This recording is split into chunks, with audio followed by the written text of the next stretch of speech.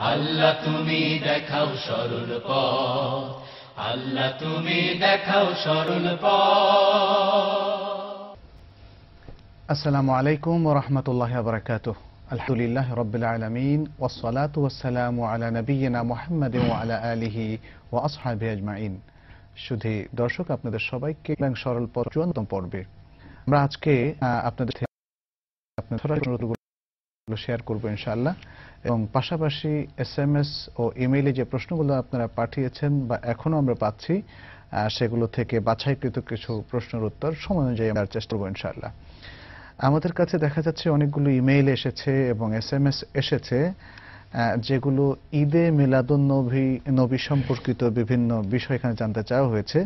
যেহেতু অনেকগুলো প্রশ্ন এখানে এসেছে, এই জন্য আমি কোনো একটা নির্দিষ্ট প্রশ্ন না পড়ে এতটুকু শুধু বলবো যে আমরা আজকের এই দিনে দেখতে পাচ্ছি যে ঈদে মিলাদুন নবীর বড় ধরনের উৎসব অনেকেই পালন করছেন, এবং কেউ কেউ একে মুসলমানদের সবচেয়ে বড় ঈদ হিসাবে অভিহিত করছেন, এবং কেউ কেউ এটাকে ফরজ বা ফরজে আইন সেই হিসাবে উল্লেখ করছেন।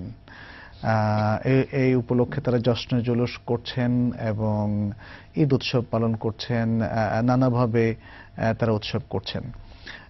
আসলে ইসলামের দৃষ্টিতে এটা কোনো উৎসব কিনা, যদি থাকে তার দলিল কি, আর যদি না থাকে তাহলে আমাদের কি করণীয়? মোটামুটি ভাবে এই কতগুলো হচ্ছে প্রশ্নের মূল কথা। তো এসব এসএমএস এবং ইমেইলের মাধ্যমে আমরা যে প্রশ্নগুলো পেয়েছি, প্রফেসর মুফতি কাজী মোহাম্মদ ইব্রাহিম, আপনি একটু আমাদের দর্শকদের উদ্দেশ্যে এই প্রসঙ্গে ইসলামের রুলিং এবং আপনার যদি কোনো নসিহত থাকে সেটা যদি একটু বলেন। আল্লাহ খায়ের। আলহামদুলিল্লাহ ওয়াসসালাতু ওয়াসসালামু আলা রাসূলিল্লাহ ওয়া বা'দ। আমরা প্রত্যেক বছরে আমাদের এই আসর থেকে আমরা বলেছি কোরআন ও সুন্নাহর আলোকে যে ঈদে মিলাদুন নবী নামে যে ঈদটি বর্তমানে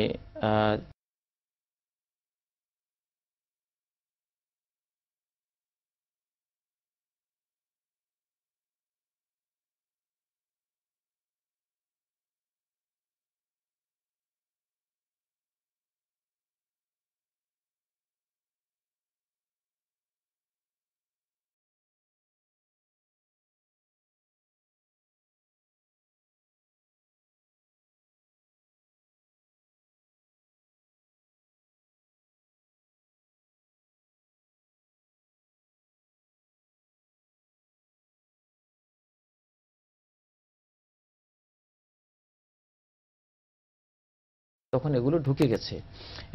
এগুলোকে মানুষ দিনের অংশ হিসেবে নিয়েছিল। নবীজি বলেছেন যে এমন এক যুগ আসবে তোমরা বিদআতকে সুন্নত মনে করবা, কুসংস্কারকে মনে করবা এটা মহান ইবাদত। যখন ওই কুসংস্কারের বিরুদ্ধে কেউ কথা বলবে বা সেটা তুলে দেবে, তোমরা বলবে একটা সুন্নত তুলে দিয়েছে। আসলে সুন্নত তুলে দেয়নি, এটা পরগাছা, এটা একটা কুসংস্কার। নবীর ভালোবাসা কি জিনিস? সূরা আলে ইমরানের 31 নম্বর আয়াতে আল্লাহ বলেছেন, কুল ইন কুনতুম তুহিব্বুনাল্লাহ ফাত্তাবিউনি। এখানে আল্লাহকে এক নম্বরে আনা হয়েছে। যদি আল্লাহকে ভালোবাসো তোমরা, তাহলে আমার অনুসরণ করো। আমার অনুসরণের মধ্যেই আমার ভালোবাসা নিহিত আছে। আমার শিক্ষানীতি কি? সেই শিক্ষানীতি তোমাদের রাষ্ট্রময় পরিচালনা করো, এটাই আমার ভালোবাসা। আমি কোন নীতিতে সমাজ চালিয়েছি, রাষ্ট্র চালিয়েছি, অর্থনীতি চালিয়েছি, আমি কোন নীতিতে শাসন করেছি, ফৌজদারি বিধান কি ছিল, আইন কি ছিল, আমি কি ওহীর বার্তা নিয়ে এসেছি, এগুলোকে যদি তোমরা পদাঙ্ক অনুসরণ করে আমি এক কদম যেখানে দিব সেই কদম সেখানে দিবা, এইভাবে যদি আমাকে ফলো করো, তাহলে আল্লাহ তোমাদের ভালোবাসবেন। আল্লাহ রাসূল এই দ্বীনের জন্য পেটে পাথর বেঁধে কত মাস তিনি কাটিয়েছেন। তার দাঁত ভেঙে চুরমার করা হয়েছে, লোহার হেলমেট তার মাথায় ছিল, তলোয়ারের আঘাতে সেটা দেবে গিয়ে তার সারা চেহারা রক্তাক্ত হয়েছিল। তিনি তায়েফের ময়দানে কি নির্মম ভাবে, নিষ্ঠুর ভাবে পাথর খেয়েছিলেন। আজকে আশিকে রাসূল আমরা যারা বলি আমরা নবী প্রেমিক, আমরা খাচ্ছি বিরিয়ানি, নবীর প্রেমের নাম ভাঙিয়ে বিরিয়ানি খাচ্ছি, কালিয়া কোপ্তা খাচ্ছি, মিষ্টি খাচ্ছি, কত কি করছি। আর তিনি পেটে পাথর বেঁধেছিলেন। আঘাত খেয়েছিলেন, তলোয়ারের কোপ খেয়েছিলেন, দাঁত ভেঙেছিলেন, মাসের পর মাস তিনি অনাহারে কাটিয়েছিলেন। এই কি নবী প্রেমের চিহ্ন? তিনি তো বলছেন আমাকে ফলো করো, আমাকে অনুসরণ করো, আমি কি বার্তা নিয়ে এসেছি। আসলে তাহলে ইসলামের কোন মানে পর্ব কি আছে এরকম যে ঈদে মিলাদুন নবী নামে অভিহিত করা যায়? কোনো পর্ব নেই, কোনো পর্বই নেই। তাহলে ইসলামে কি আছে? ঈদ কয়টা? ঈদ তো দুটো, একটা হলো ঈদ উল আযহা, নবীজি বলেছেন ঈদ উল আযহা ও ঈদ উল ফিতর, ইয়াউমুল আযহা ও ইয়াউমুল ফিতর, এই দুটা ঈদ তিনি পালন করেছেন। আর যেটা তিনি উম্মতের জন্য রেখে গেছেন সেটা হলো আমাকে ভালোবাসার আলামত হবে আমার সুন্নাহকে ফলো করবে। মান আহাব্বা সুন্নতি ফাকাদ আহাব্বানি, যে আমার সুন্নাহকে, লাইফ স্টাইলকে ভালোবাসলো সে আমাকে ভালোবাসলো। অতএব আজকে উচিত নবী জিহাদ করে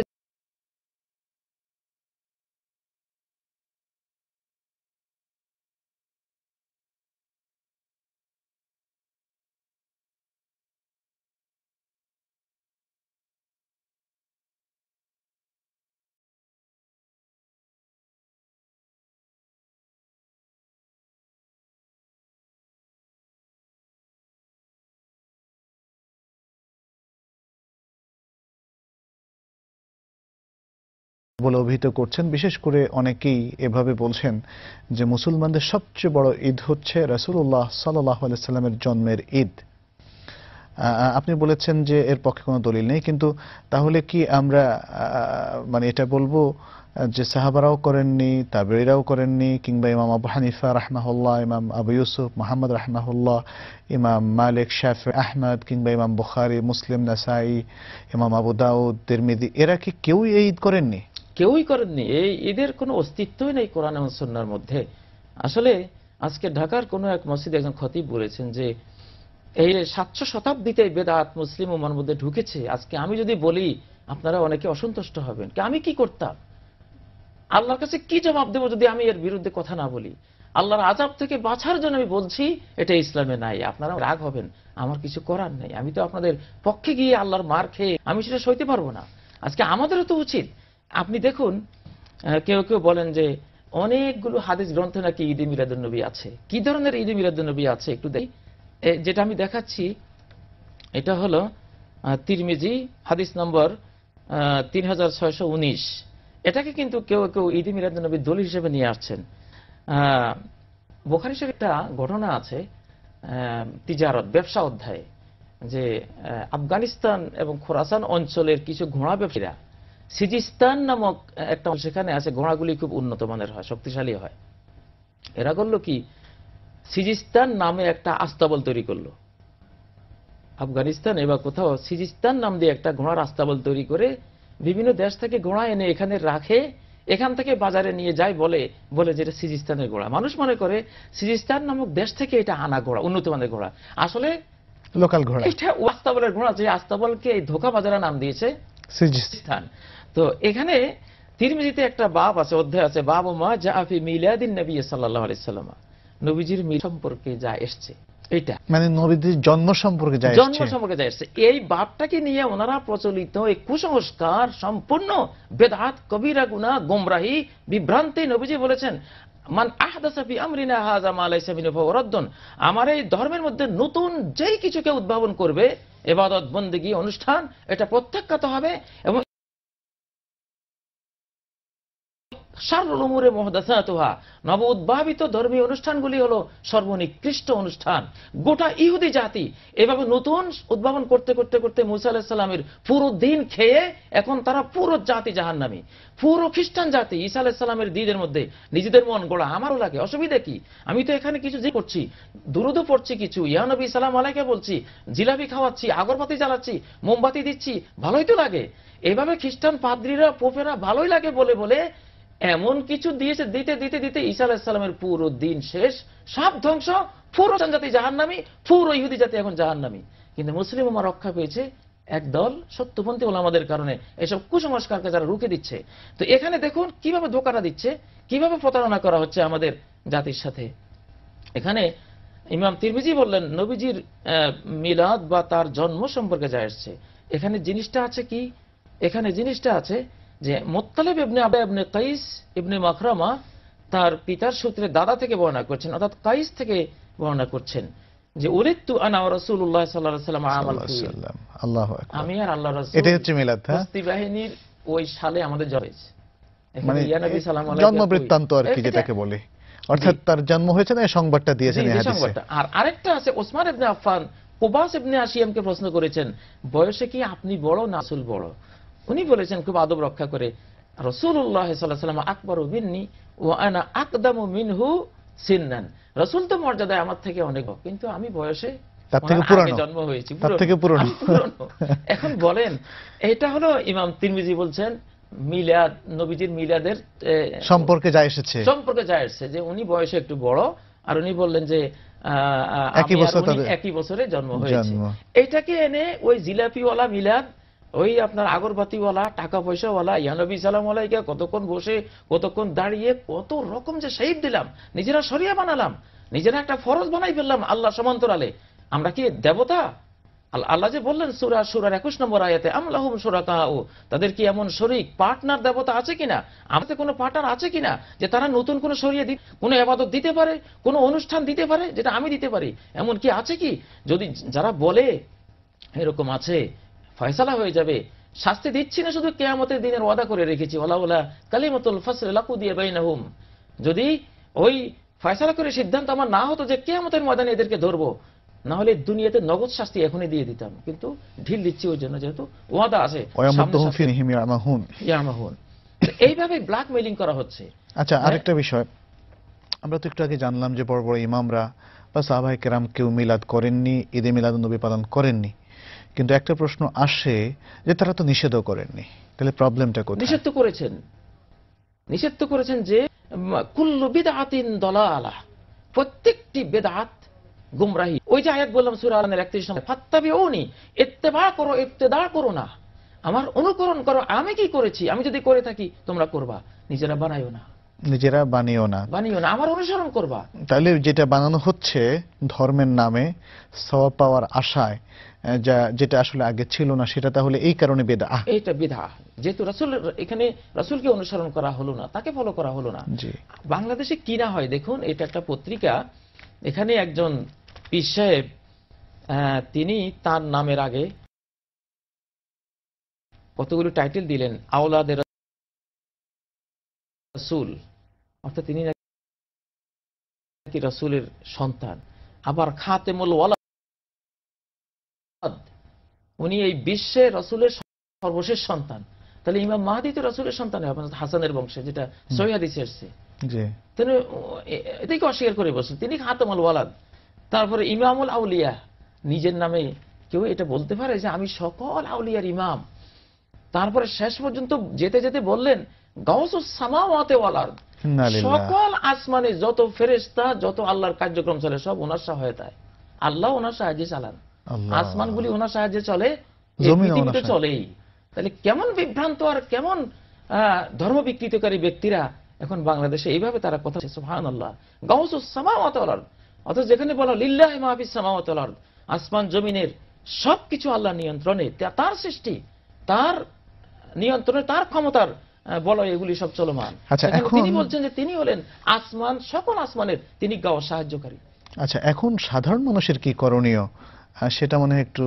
সাধারণ মানুষের করণীয় হলো, যারা তো সবকিছু বুঝে না, তারা এগুলোকে ধর্ম হিসাবে মনে করছে, অনেক সময় তাদেরকে আমরা মনে করতে পারি যে তারা আসলে ধর্মকে ভালোবাসে, তারা ইসলামকে ভালোবাসে, তারা আল্লাহ এবং রাসূলকে সত্যি ভালোবাসে, একদম সরল মনেই তারা এই সমস্ত কিছুকে যারা গ্রহণ করছে ধর্ম হিসেবে গ্রহণ করছে। এক্ষেত্রে সরল মনে যেহেতু তারা গ্রহণ করছে কোনো মানে বেদাতকে নয়, তারা ভাবছে এটাই দিন। এখন তাদের কি করণীয় এবং তাদের কিভাবে সতর্ক থাকতে পারে যাতে বেদিন তাদের মধ্যে ঢুকতে না পারে, বেদাত থেকে তারা মুক্ত থাকতে পারে? জি, এই জন্য আসলে তাদের উচিত, কারা শুদ্ধ কথা বলে, কারা সহি কথাগুলো প্রচার করে, এটা খুঁজে বের করা একটা নৈতিক দায়িত্ব প্রত্যেকেরই আছে। কুল্লুকুম রাইন ওয়া কুল্লুকুম মাসউলুন আন রাইয়াতিহি, প্রত্যেকে দায়িত্বশীল, প্রত্যেককে তার দায়িত্ব সম্বন্ধে প্রশ্ন করা হবে। আসলে আমরা প্রত্যেকেই তো আমরা জান্নাত জাহান্নামের মুকাল্লাফ, আমাদেরকে কু আনফুসাকুম ওয়া আহলিকুম নারা, নিজেদেরকে জাহান্নাম থেকে বাঁচাও, নিজের পরিবার পরিজনকে বাঁচাও, সেই জ্ঞান তো আমার থাকতে হবে। আমাদের পরামর্শ হলো আপনারা কোরআনে কারীম পড়ুন, কোরআনে কারীমের ইসলামিক ফাউন্ডেশনের যে অনুবাদ, বা তাওহীদ প্রকাশনের যে অনুবাদ, এই সুন্দর সুন্দর কত ভালো অনুবাদগুলো আছে, সহিহ বুখারী আছে, সহিহ মুসলিম আছে, অন্তত পক্ষে কোরআন আর পাশাপাশি সহিহ বুখারী সহিহ মুসলিম প্রত্যেক মুসলিমের ঘরে এক কপি করে থাকা এটা জরুরি। এখানে আপনারা দেখুন কি আছে, রাসূল সাল্লাল্লাহু আলাইহি ওয়াসাল্লামের সিরাত পড়তে পারে, আসহাবে রাসূলের অর্থাৎ সাহাবায়ে কেরামের জীবনী পড়তে পারে, কারণ তারাই তো আমাদের রোল মডেল। আচ্ছা, আর আরেকটা বাংলাদেশ কি এখন ভাই গিরিশ চন্দ্র সেন, তিনি তো কোরআনের যে অনুবাদটা করেছেন এটা 3 নম্বর, এর আগে মনিরুজ্জামান করেছেন দিনাজপুর থেকে, তারপরে নোয়াখালীর একজন করেছেন, 3 নম্বরে এটা। এখন বাংলাদেশে গিরিশ চন্দ্র সেনের সেই বঙ্গানুবাদকে ছাপিয়ে নতুন করে যত্রতত্র এটা বিলি করা হচ্ছে। কেন? উনি সেখানে সব জায়গায় ফেরেশতার অনুবাদ করেছেন দেবদেবী। ওনার এই অনুবাদ পড়লে একজন মূর্তি পূজারী হতে বাধ্য হবে, কোরআন পড়ে যে শিরিক করবে, মূর্তি পূজারী হয়ে চির জাহান্নামে যাবে, কারণ সব জায়গায়, কারণ তিনি তার বিশ্বাস অনুযায়ী তার পরিচিত দেবদেবী দেবতা বা এই অনুযায়ী আল্লাহ বা ফেরেশতাদের তরজমা করেছেন। আসলে এই ব্যাপারে তো সতর্ক থাকা উচিত মুসলিম বিশ্বাসের খেলাফ। আচ্ছা, এখানে আপনি যে কথাটা বলেছিলেন যে সাধারণ মানুষের সতর্ক থাকা উচিত, এটা ঠিক, কিন্তু আমার তো মনে হয় যে আমাদের মধ্যে যে সমস্ত ভাইরা সরল মনে অনেক ভুল বিভ্রান্তিকে গ্রহণ করছেন, এখানে তাদের সিরিয়াসনেসের অভাব। সুতরাং কেউ যদি খুব সিরিয়াস হয় যে এই ব্যাপারে আমি চিটেড হব না, আমি প্রতারিত হতে চাই না, কারণ মুসলমানদের সবচেয়ে সিরিয়াস কনসার্ন, সবচেয়ে প্রয়োজনীয় বিষয় হচ্ছে তার দ্বীন, প্রোটেকশন অফ ইসলামকে হেফাজত করা। এই জন্য তো দুনিয়ার সবকিছু ত্যাগ করতে পারে, কিন্তু দ্বীনকে ত্যাগ করার তো কোনো অপশন নাই। এই যে ত্যাগ করলো, তার দুনিয়াও নাই, তার আখিরাতও নাই, সব শেষ হয়ে গেল তার। জি, এটা যেটা আপনি বললেন যে আমরা দেখি আমাদের জনগণ যখন 1 শতক জমি কোথাও থেকে কিনে, 50,000 টাকা হোক বা কিছু কম বেশ, 50,000 টাকার 1 শতক জমি কিনতে 5 বছরের দলিল, documents, evidence, CS record, RS record, তার ডাড্ডা, তার খতিয়ান, তার খাজনার যে পর্চা, তার যে খারিজ খতিয়ান, কতগুলো দলিল প্রমাণ ঘেটে তারপরেও তার ভিতরে ইতমিনান আসে না, তারপরে বিশেষজ্ঞ বা আশপাশে এগুলো প্রত্যেকে খতিয়ে দেখে, সব দেখে।